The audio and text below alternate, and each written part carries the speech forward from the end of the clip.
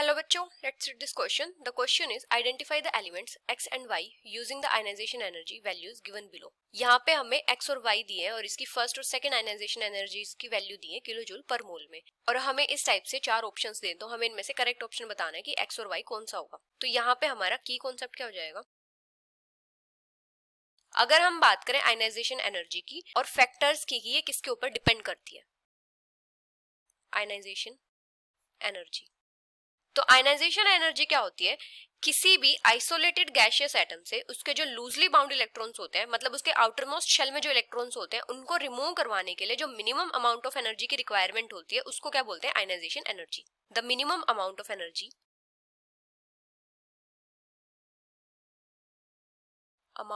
Energy required to remove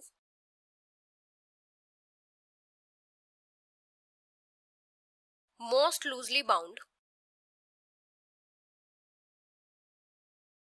electron from an isolated atom in gaseous state of an element। तो इसको बोलते हैं ionisation energy. अभी क्या होता है, जैसे हमारे पास कोई भी एटम है इसकी आइसोलेटेड गैसियस स्टेट में, तो यहाँ पे हम क्या करेंगे, एनर्जी प्रोवाइड करेंगे और यहाँ से एक इलेक्ट्रॉन रिमूव हो जाएगा तो यहाँ पे क्या फॉर्म होगा, मोनोवेलेंट पॉजिटिव आयन फॉर्म होगा और एक इलेक्ट्रॉन रिमूव हो जाएगा। तो ये जो एनर्जी होगी ये क्या हो जाएगी, फर्स्ट आयनाइजेशन एनर्जी। अभी ये जो मोनोवेलेंट पॉजिटिव आयन है इसमें से जब हम एक और इलेक्ट्रॉन रिमूव करवाएंगे तो यहाँ पे जो एनर्जी की रिक्वायरमेंट होगी उसको हम बोलेंगे सेकेंड आयनाइजेशन एनर्जी। जैसे M पॉजिटिव है तो यहां से इलेक्ट्रॉन रिमूव करवाएंगे तो यहाँ पे क्या फॉर्म हो जाएगा, M2 पॉजिटिव और एक इलेक्ट्रॉन रिमूव हो जाएगा, तो यहाँ पे भी एनर्जी की रिक्वायरमेंट होगी। तो ये जो एनर्जी होगी ये क्या हो जाएगी, second ionisation energy, ionisation energy. और जो सेकेंड आयनाइजेशन एनर्जी होती है ये हमेशा फर्स्ट आयनाइजेशन एनर्जी से ज्यादा होती है, क्योंकि क्या होता है कि मोनोवेलेंट पॉजिटिव आयन से इलेक्ट्रॉन को रिमूव करवाना डिफिकल्ट होता है। अभी अगर हम बात करें फैक्टर्स की कि आयनाइजेशन एनर्जी किसके ऊपर डिपेंड करती है, तो एक तो डिपेंड करती है एटम के साइज पे, size of the atom.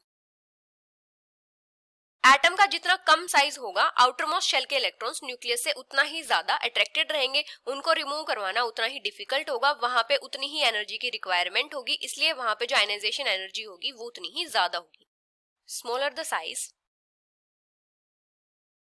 Of the atom higher will be the ionisation energy, क्योंकि आउटर मोस्ट शेल के इलेक्ट्रॉन्स उतना ही ज्यादा अट्रैक्टेड रहेंगे न्यूक्लियस से। दूसरा डिपेंड करती है न्यूक्लियर चार्ज पे।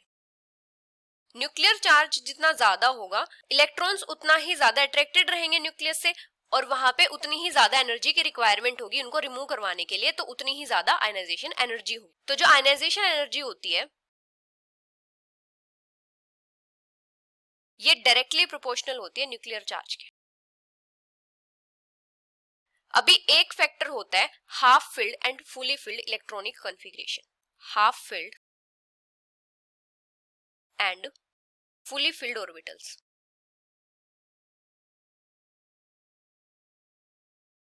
तो ये क्या होती है, स्टेबल इलेक्ट्रॉनिक कॉन्फ़िगरेशन होती है।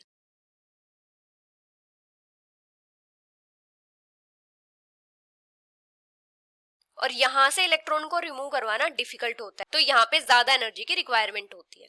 More energy is required to remove the electron. तो यहाँ पे आयनाइजेशन एनर्जी भी ज्यादा होगी, हायर द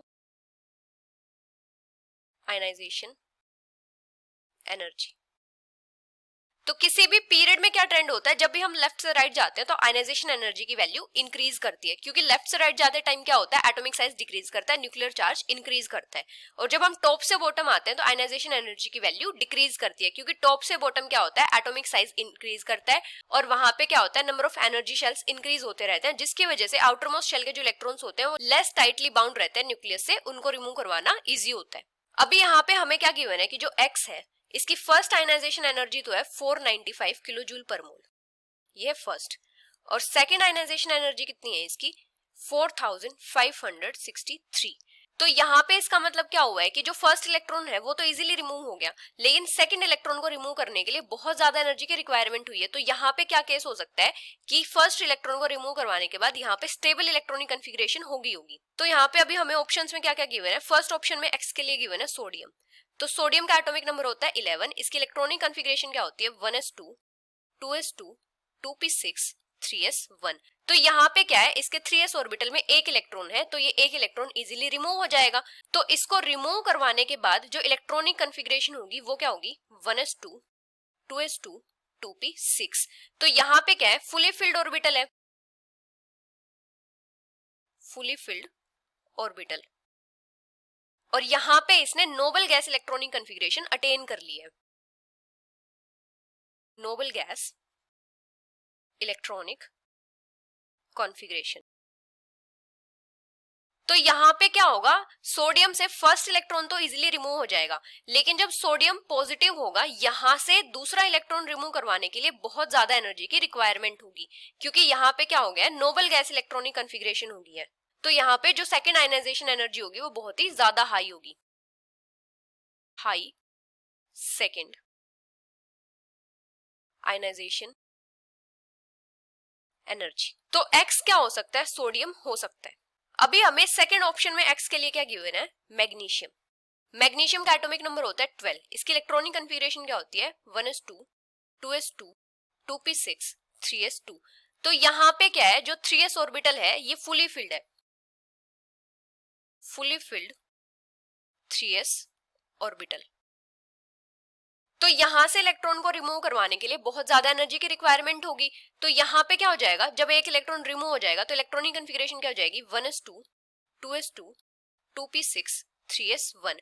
तो अभी यहाँ पे क्या हो गया कि 3s ऑर्बिटल में एक ही इलेक्ट्रॉन है, तो ये इजीली रिमूव हो जाएगा, यहाँ पे इतना ज्यादा डिफरेंस नहीं आएगा आयनाइजेशन एनर्जी में। तो ये मैग्नीशियम तो नहीं हो सकता है। अभी एक ऑप्शन हमें क्या गिवन है, फ्लोरीन का गिवन है। फ्लोरीन का एटॉमिक नंबर होता है 9। इसकी इलेक्ट्रॉनिक कन्फिग्रेशन क्या होती है 1s2 2s2 2p5। तो इसके 2p ऑर्बिटल में 5 इलेक्ट्रॉन है। ये क्या करेगा, इलेक्ट्रॉन गेन करने का ट्राई करेगा, ये इलेक्ट्रॉन इजीली रिमूव नहीं करेगा, क्योंकि यहाँ पे क्या होगा, बहुत ही ज्यादा हाई न्यूक्लियर चार्ज होगा और इसका स्मॉल साइज होगा, small size and high nuclear charge.